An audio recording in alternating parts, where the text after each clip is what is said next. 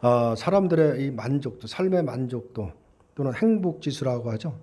이 행복지수를 조사를 해보면 사실 문명이 발달하고 또 어떤 문화 기술이 상당히 좀 발전한 그런 나라들, 말하자면 소위 말하면 선진국이죠.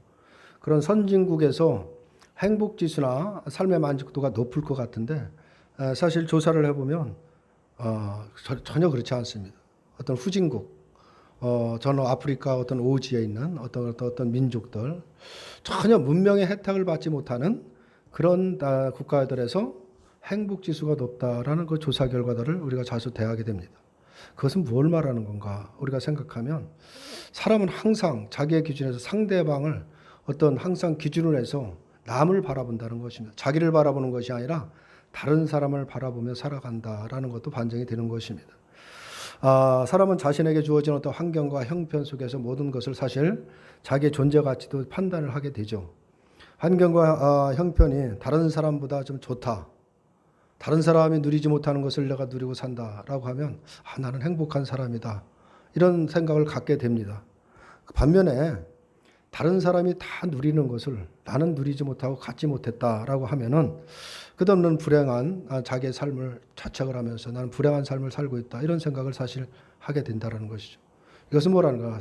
뭘 말하냐면 사람은 상대성이다라는 것이죠. 늘 다른 사람을 보고 자기를 판단하기 때문이다라고 볼 수가 있습니다. 이처럼 환경과 어떤 형편에서 자신의 존재를 깨닫게 되는 것을 보면 자신이 누리는 모든 환경과 형편, 다시 말해 자신의 모든 것을 종합해서 나를 판단하는 것이 아니라 내가 모든 것을 누리는데도 남이 누리지 못하는 어떤 한 가지가 내가 누리지를 못한다라고 하면 바로 그로 인해서 자신의 누리는 그 기쁨을 잊어버리고 산다라는 것입니다. 이것이 어떻게 보면 사람의 욕심이기도 하고 욕망이기도 하는데 그런 상대적으로 불행을 느끼는 것이 인간이다라고 이렇게 볼 수가 있습니다. 예를 들면 돈이 많아서 마음껏 쓰고 남을 정도로 풍족한 생활을 그렇게 하고 있는데 세상에 남들이 다 부러워하는 그런 부를 갖고 있는데도 자식이 보면 늘 속을 썩이고 말을 안 듣고 어떤 소위 말하면 세상 말로 망나니 노릇하고 부모님의 속을 썩인다라고 하면 사실 그 부모는 물질의 풍요함으로 인해서 행복을 누리지 못하는 것은 사실인 것입니다. 차라리 돈이 없어도 번듯한 자식을 두고 살아가는 부모를 볼 때 그들이 더 행복하게 보이게 되는 것입니다. 그렇다면 반대로 돈이 없어서 항상 곤란을 당하지만 자식들은 공부를 잘하고 착할 때 그 부부는 항상 행복감을 느끼고 살아가느냐? 그렇지도 않다는 것입니다.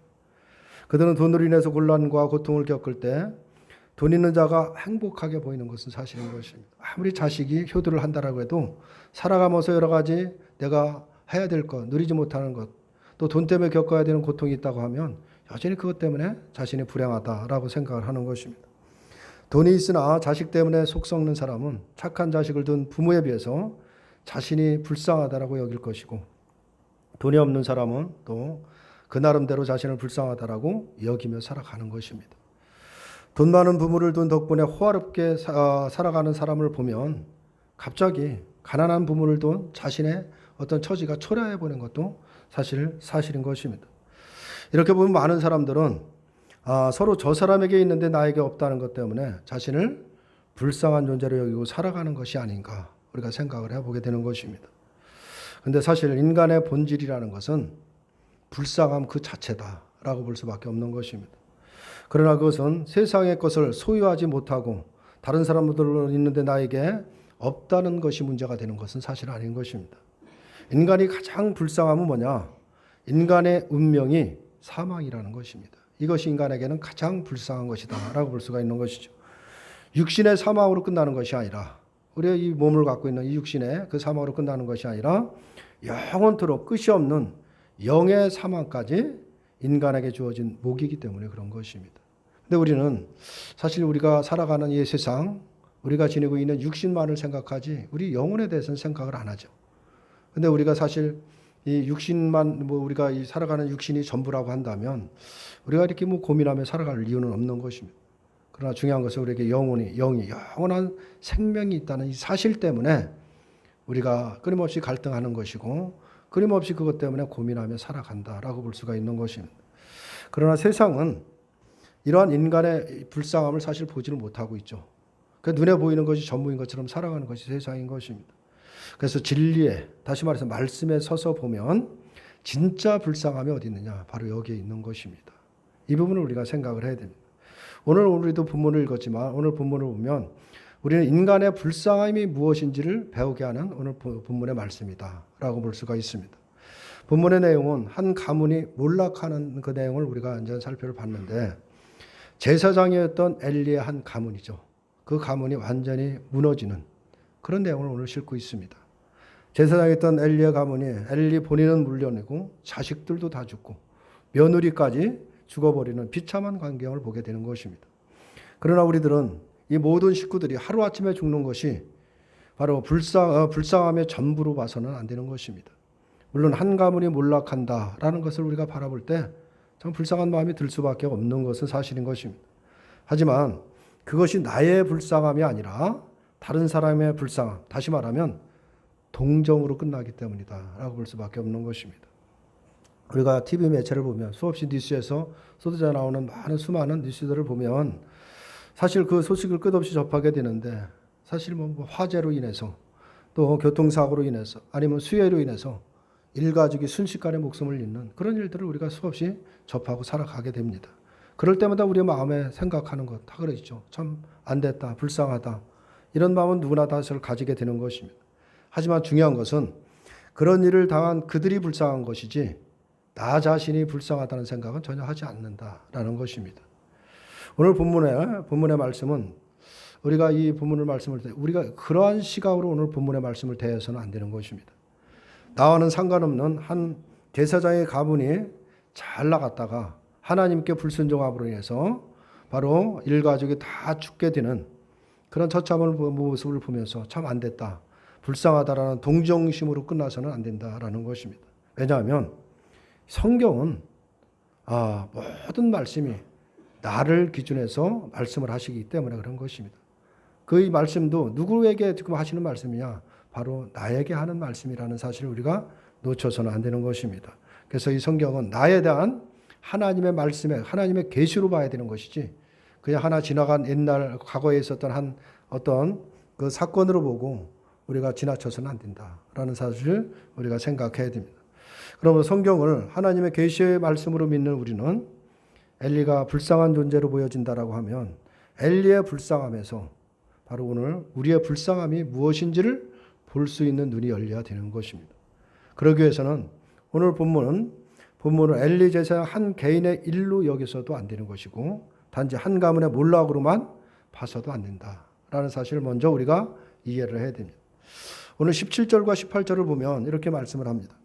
소식을 전하는 자가 대답하여 이르되 이스라엘이 블레셋 사람들 앞에서 도망하였고 백성 중에는 큰 사륙이 있었고 당신의 두 아들 홈니와 비느하스도 죽임을 당하였고 하나님의 궤는 빼앗겼나이다. 하나님의 궤를 말할 때에 엘리가 자기 의자에서 뒤로 넘어져 문 곁에 목이 부러져 죽었으니 나이가 많고 비대한 까닭이라. 그가 이스라엘의 사사가 된 지 40년이었더라 라고 이렇게 말씀을 하고 있죠. 이스라엘이 블레셋과의 전쟁에서 대패를 당했습니다. 엄청난 사륙을 당했죠. 사륙을 당했고 그걸로 끝난 게 아니라 하나님의 법궤인 그 언약궤도 빼앗겼습니다. 그 언약궤만 있으면 승리할 것 같처럼 해서 실로에 있는 언약궤를 가지고 와서 전쟁에 내세웠지만 결국 그 언약궤마저도 빼앗기고 언약궤를 지키고 있던 제사장이죠. 바로 두 아들 홈니와 비느하스도 죽임을 당하게 되는 일이 벌어진 것입니다. 이 사실을 진중에서 나온 사람에게 엘리에게 와서 전을 알릴 때 엘리가 의자에서 뒤로 넘어져 목이 부러져서 죽었다라는 것이 오늘 본문의 내용인 것입니다. 하나님의 궤를 말할 때 엘리가 제사장에서 뒤로 넘어지는 것을 보면 이 언약궤를 이방인 블레셋에게 빼앗겠다는 것이 제사장인 바로 이 엘리에게는 얼마나 충격적인 일인가를 그대로 보여주고 있는 것입니다. 또 그리고 당시 며느리인 비느하스의 아내가 잉태하여 이제 산기가 가까웠는데 언약궤를 빼앗기고 시아버지도 있고 남편도 죽었다는 소식을 듣고 갑자기 배가 아프게 돼서 아픈 후에 아들을 낳고 죽게 된다는 그런 내용입니다. 죽어갈 때 곁에 있던 여인들이 아들을 낳았다며 두려워하지 말라고 위로는 하였지만 그 말에 아무 대답도 하지 않고 영광이 이스라엘에서 떠났다라는 말을 하면서 그 아들의 이름을 이가봇이라고 진 것입니다. 이가봇이라는 뜻은 하나님의 영광이 없다는 뜻인 것입니다. 시아버지 남편이 죽고 또 언약궤도 빼앗겼으므로 이런 영광이 이스라엘에서 떠났다라는 것을 말하고 있습니다. 이러한 엘리 가문의 이야기를 볼 때 참으로 불쌍하다라는, 참 안됐다 이런 생각이 들 수밖에 없는 것이죠. 그러나 앞서 말씀드린 대로 이것은 엘리라는 어떤 이스라엘의 옛 사람의 가문에 있었던 하나의 일화로 끝나서는 안 되는 것입니다. 엘리 가문의 이야기에 대해서 엘리의 불쌍함이 곧 현대 오늘날 우리들이 살아가는 우리 자신의 불쌍함으로 다가와야 된다라는 사실을 우리가 기억해야 됩니다. 그런데 우리는 우리 자신을 불쌍하다라고 생각을 안 합니다. 물론 자신의 처지가 남들보다 많은 것을 누리지 못하고 갖지 못하고 어떤 특별한 힘이 없다라고 한다면 그 다른 사람은 잘 나가고 나는 그런 거에 대해서 상대적으로 빈약할 때 그런 생각을 할 수는 있을 것입니다. 나는 왜 이럴까? 나는 이렇게 왜 누리지 못할까? 라면서 자신의 처지를 비관하고 불쌍하다라는 생각이 들 수도 있을 것입니다. 그러나 문제는 남들보다 모든 것을 누리고 넉넉하고 또 많은 세상에 힘도 있고 그렇다고 한다면 자신을 절대 불쌍한 사람으로 여기지 않는다라는 것입니다. 그래서 그런 모든 세상적인 것을 기준으로 해서 무엇을 가졌느냐 갖지 못했느냐 힘이 있느냐 없느냐 그런 걸 기준으로 해서 자기를 판단하는 것 자체가 바로 이미 인간의 본질을 보지 못하는 그 무지함이다라는 사실을 우리가 깨달아야 됩니다. 우리가 불쌍한 것은 이 눈에 보이는 세상의 것을 가지고 말하는 것이 아닌 것입니다. 엘리가 의자에 뒤로 넘어져서 목이 부러진 것은 물론 자식이 죽었다는 것도 충격이 될 수 있을 것이고 그러나 그 무엇보다도 언약궤를 빼앗겼다라는 데 가장 충격이 갔을 것은 분명합니다. 18절을 보면 엘리는 소식을 전하는 자가 언약궤에 대해 말할 때 의자에서 뒤로 넘어져서 목이 부러져서 죽었다라는 말을 하고 있습니다. 이것을 보면 제사장이 엘리에게는 가장 충격적인 게 뭐냐? 언약궤를 빼앗겼다라는 것에 있다라고 볼 수가 있는 것입니다.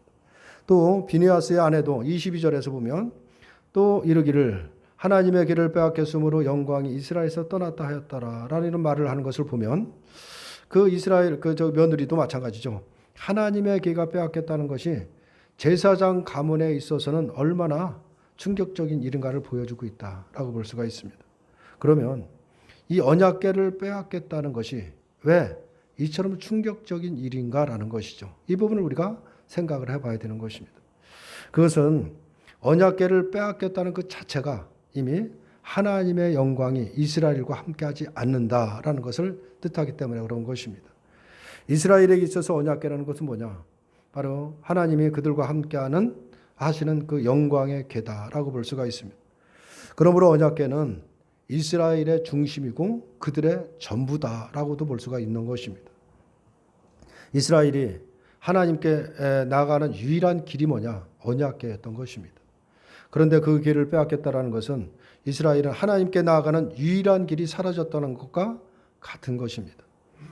그렇기 때문에 언약궤에 피를 뿌림으로써 하나님께 나아가는 일을 대표로 맡아서 했던 제사장이죠. 엘리에게는 큰 충격으로 다가올 수밖에 없다라고 볼 수밖에 없는 것이죠. 여기서 우리가 생각해야 될 것은 엘리 가문의 불쌍함이 무엇이겠는가라는 것이죠. 이 부분을 우리가 이제 생각을 해보는데 그들이 죽었다는 것이 아니라 바로 그들에게서 하나님의 영광이 떠났다는 것입니다. 그것이 그 이스라엘에서 가장 불쌍함이다라고 볼 수가 있는 것이죠. 하나님께 나아가는 유일한 길, 생명의 길이 되는 언약궤가 그들에게 없다는 것입니다. 그것이 바로 그들이 불쌍함이 아닐 수가 없는 것입니다. 우리가 이러한 이스라엘을 과연 이해할 수가 있겠는가라는 것이죠. 언약궤가 없다는 것. 하나님이 이스라엘 백성을 택하시고 성막을 짓게 하시고 지성소 가운데 언약궤를 두신 것은 인간이 하나님께 나아갈 수 있는, 하나님을 만날 수 있는 유일한 길을 열어주신 것입니다. 인간은 하나님을 만날 수 있는 존재가 아닌 것입니다. 하나님을 만나면 그 자리에서 죽을 수밖에 없는 죄인에 불과한 게 인간입니다. 그런데 하나님은 그 인간을 사랑하셔서 택한 백성들을 부르시기 위해서 바로 택한 백성들에게 성막을 허락하시고 지성소를 허락하시고 이 언약궤를 허락하셔서 바로 언약궤를 통해서 하나님을 만날 수 있게 하신 것입니다. 근데 하나님을 만날 수 있는 길이 이제 없다라는 것을 그대로 보여주고 있는 것이죠. 이것이야말로 이스라엘에게는 또 엘리의 가문에게서는 가장 큰 일이 될 수밖에 없는 것은 분명한 것입니다. 근데 이런 심정을 과연 우리가 이해할 수가 있겠느냐라는 것이죠. 비느하스 아내는 갓 낳은 아들의 이름을 이가봇으로 지었습니다. 이가봇이라는 건 하나님의 영광이 없다는 뜻인데 그것은 이스라엘에게서는 저주와 같은 말인 것입니다. 다시 말해서 그 며느리는 이스라엘에게 지금 저주를 하고 있다라고 볼 수밖에 없는 것이죠. 하나님의 영광이 없다는 것은 바로 하나님의 백성이 아닌 이제는 이방인과 다를 바가 없다라는 것을 말하고 있는 것입니다. 그동안에는 자신들이 하나님이 택한 백성, 하나님의 선민 사상, 하나님이 자기들을 택했다라고 하는 그 정신을 가지고 살아왔지만은 이제는 뭐 이방인과 다를 바가 없는 것입니다. 그러므로 아이의 이름을 이가봇으로 한 비느하스의 아내의 그 심정도 사실 우리가 이해할 수 없다라고 한다면 우리는 십자가를 말하는 우리의 말에 대해 우리도 한번 의심해 봐야 된다라는 것입니다. 진심으로 내 속에 그리스도가 계심으로 십자가를 말하고 있는 것인지, 십자가의 의미가 내 마음속에 생명으로 남아있는 가운데 십자가를 말하고 있는 것인지를 우리가 생각을 해봐야 되는 것입니다. 이 십자가의 의미가 뭔가를 우리가 한번 생각을 해보는 것입니다. 세상은 사실 하나님의 영광에 대해서는 무관심하죠. 관심이 없습니다. 세상 사람이 뭐 하나님의 영광이든 하나님의 임재가 하시든 거기에는 관심이 없는 것입니다. 하나님의 영광이 임하든 하나님의 영광이 떠났든 그것은 자신들과는 아무런 상관이 없는 것이죠. 단지 세상 것이 주어지는, 세상의 모든 것이 주어지는 것으로 마음이 든든하며 살아가는 사람들이 세상인 것입니다. 하나님의 영광이 없는 것이 자신이 불쌍함이 아니라 세상의 것이 없다는 것이 자신의 불쌍함으로 여기고 살아가는 것이 세상이다라고 볼 수가 있죠. 이처럼 우리의 속 중심에 다른 것을 존재하고 있는데 입으로는 예수 그리스도를 말하고 있는 것이 우리들이 현실일 수도 있다라는 사실을 우리가 기억해야 됩니다. 그러므로 우리는 이 시간에 진정한 불쌍함이 무엇인가를 우리가 알아야 되는 것입니다. 인간에게 진정한 불쌍함이 무엇인가라는 것이죠. 진심으로 불쌍한 것이 뭔가를 깨닫고 행여 우리가 그러한 불쌍한 인간으로 사람으로 살아가는 것이 아닌지 돌아봐야 된다는 것입니다. 하나님이 이스라엘에게 언약궤를 주시고 제사장을 세우신 것은 죄로 인해서 생명으로 나아갈 수 있는 길을 막혀있는 그 인간에게, 다시 말하면 죄로 인해서 죽을 수밖에 없는 인간에게 내려주신 바로 유일한 생명의 길이 되는 것입니다. 그리고 이스라엘이 그 길로 인도하시는 것이 누구냐? 제사장이었다라고 볼 수가 있죠. 그런데 이 모든 것이 사라졌습니다. 언약궤도 없어지고 제사장도 없어졌습니다. 결국 이스라엘의 구원의 길이 사라졌다라고 볼 수가 있는 것입니다. 이것이 바로 하나님의 영광이 떠난 바로 저주인 것이다 라는 것을 말하고 있는 것입니다.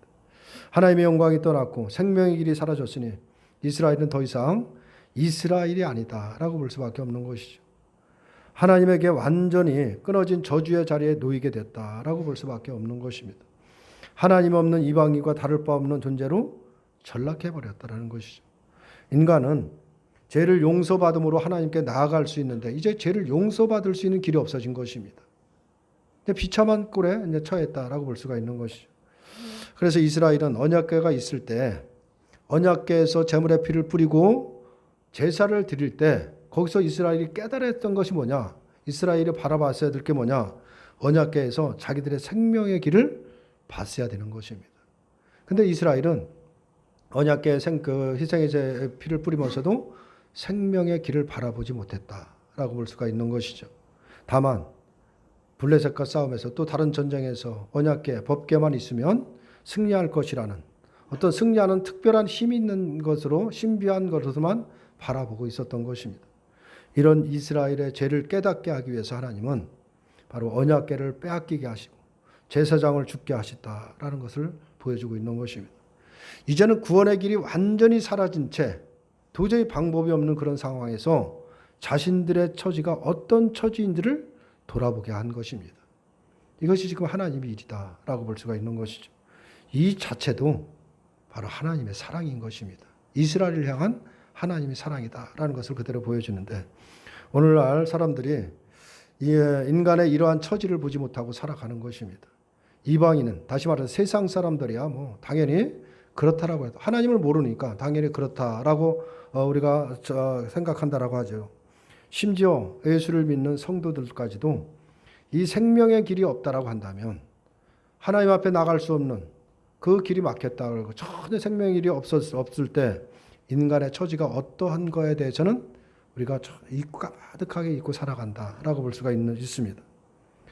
예를 들어 사람이 공기가 없으면 죽을 수밖에 없는 것이죠. 그런데 사람은 공기가 당연히 있는 것처럼 생각하고 살아가는 것입니다. 그와 마찬가지로 구원의 길이 되시는 예수 그리스도가 아니면 우리는 저주에 처할 수밖에 없는데도 만약에 예수 그리스도가 계시지 않았다라고 한다면 과연 우리의 처지가 어떨런지 그 심각함과 우리의 불쌍함을 우리가 보지 못하고 있다라는 것입니다.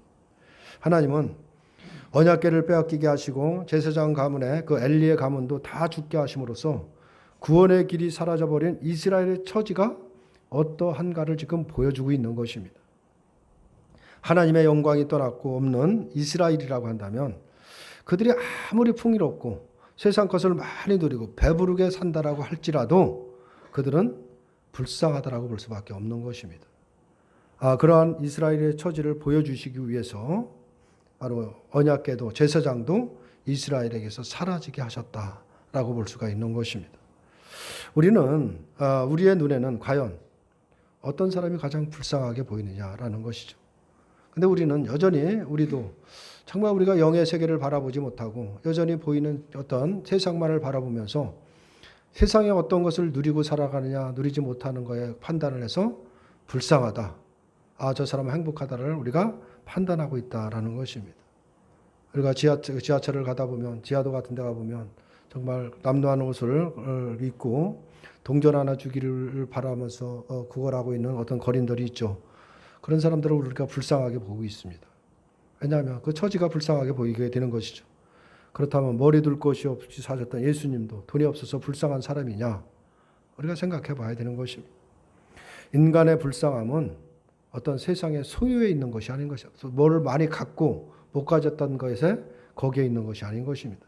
인간의 불쌍함이라는 것은 구원의 길이 없다는 것입니다. 또 하나님께 나아갈 수 있는 길이 없다는 것. 하나님의 영광이 없다는 것, 영광이 떠났다는 것이 인간에게 가장 불쌍한 것이다 라는 것을 말씀을 하고 있는 것입니다. 왜냐하면 영원한 저주 아래서 건진받을 수 없는 운명으로 끝나기 때문에 그런 것입니다. 그 길이 없는데 방법이 없는데 영원히 죽을 수밖에 없는 영원히 고통받을 수밖에 없는 처지이기 때문에 가장 불쌍할 수밖에 없는 것입니다. 우리는 십자가에서 구원의 길을 바라보죠. 그런데 만약 예수님의 십자가에서 죽고 다시 부활하지 않았다라고 한다면 죽은 것으로 끝났다라고 하면 그 결과가 어떻게 되겠느냐라는 것입니다. 구원의 길이 사라져버린 것과 다름이 없는 것입니다.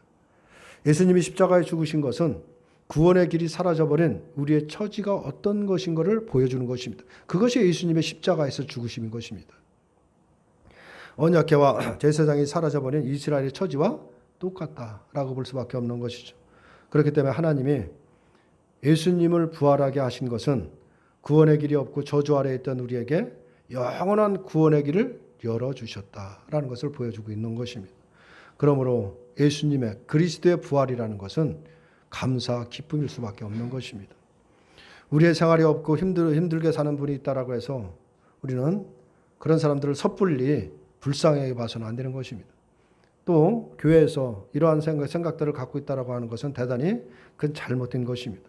힘들게 산다고 해서 불쌍하게 본다라고 하면 결국 힘들게 살지 않고 모든 것을 갖추고 많은 것을 누리게 살면 그 사람은 절대로 불쌍하게 볼 수 없기 때문에 그런 것입니다. 아무리 힘들게 산다라고 할지라도 그 분의 마음에 부활하신 그리스도가 살아계시고 그리스도에 대한 믿음으로 감사와 기쁨으로 살아간다라고 하면 그분은 절대로 불쌍한 분이 아닌 것입니다. 그분이 행복한 사람인 것입니다. 행복한 사람이라면 그 마음에 늘 기쁨과 감사가 넘치지 않겠느냐라는 것이죠. 그래서 그분은 이 세상의 어떤 환경을 초월하는 분과 마찬가지입니다. 근데 우리는 늘 보이는 것을 갖고 판단한다고 하면 한없이 불쌍할 수밖에 없지만은 그분 자신은 기쁘고 감사하고 정말 세상에 누릴 수 없는 모든 것을 누리고 있다라고 볼 수가 있는 것입니다. 이처럼 예수님으로 기뻐한다면 그가 진정한 행복한 사람인데 그러한 하나님의 신실한 백성을 생활이 곤란하고 또 환경과 형편이 자기의 보기에 나쁘다고 해서 불쌍한 사람으로 우리가 여긴다라고 하면 아무것도 없는 자가 모든 것을 가진 부유한 사람을 동정하는 것과 같은 것이다 라는 사실을 우리가 기억해야 됩니다. 세상의 비참함은 바로 구원의 길이 없다는 것이 비참한 것입니다. 이것이 가장 비참한 것입니다. 아무리 자신을 구원하기 위해서 스스로 노력한다라고 해도 결국은 멸망으로 끝날 세상이기 때문에 그런 것입니다. 이러한 세상에 예수님이 오시고 십자가에 죽으시고 부활하셨습니다. 하나님의 예수님을 부활시킴으로 인해서 세상의 생명의 길이 무엇인가를 보여주신 것입니다. 그리고 성령을 보내주셔서 택하신 자기 백성들, 하나님 나라의 백성들을 부활하신 그리스도를 믿도록 하신 것입니다. 바로 하나님이 마련하신 구원의 길에 들어설 수 있도록 바로 하나님이 이끄셨다라는 것을 말하고 있는 것입니다. 그래서 우리들이 하나님의 이끄심에 따라서 그 영원한 생명의 길, 구원의 길, 영원한 생명의 나라에 우리가 들어와 있다는 사실을 우리가 기억해야 되는 것입니다. 그 생명의 나라에 들어와 있는 그 성도들은 눈에 보이는 것 때문에, 세상 것 때문에 우리가 마음 졸이고 염려하고 살아가는 존재가 아니라 이미 받은 은혜 때문에 정말 기뻐하고 감사하고 세상에서 무슨 일을 하더라도 넉넉하게 감당하며 정말 기쁨으로 살아갈 수 있는 존재가 됐다는 사실을 우리가 놓쳐서는 안 되는 것입니다. 그러므로 그리스도의 십자가는 성도에게는 바로 유일한 구원의 길이 되는 것이고 그 길을 걸어가는 자로 살아간다는 것, 그건 세상의 소유를 떠나서 성공한 자고 바로 가장 행복한 사람이라는 것을 말하고 있는 것입니다. 우리에게 그 은혜가 임했다는 것을 깨달으라는 것을 오늘 본문을 통해서 말씀을 하고 있는 것입니다. 이 행복과 기쁨과 감사를 알고 살아간다면 그가 진정한 그리스도인이다라는 것을 말씀을 하고 있는 것입니다. 과연 우리들은 그리스도의 십자가를 바라보면서 이러한 기쁨과 감사함으로 살아가는지 한번 우리가 돌아봐야 되는 것입니다. 진정 불쌍한 것이 무엇인가를 우리가 생각해야 된다라는 것을 오늘 본문을 통해서 깨닫게 하는 것입니다. 나는 진정 행복한 사람인지 진정 불쌍한 사람인지 한번 돌아보시는 저와 여러분들이 되시기를 주님의 이름으로 축원합니다.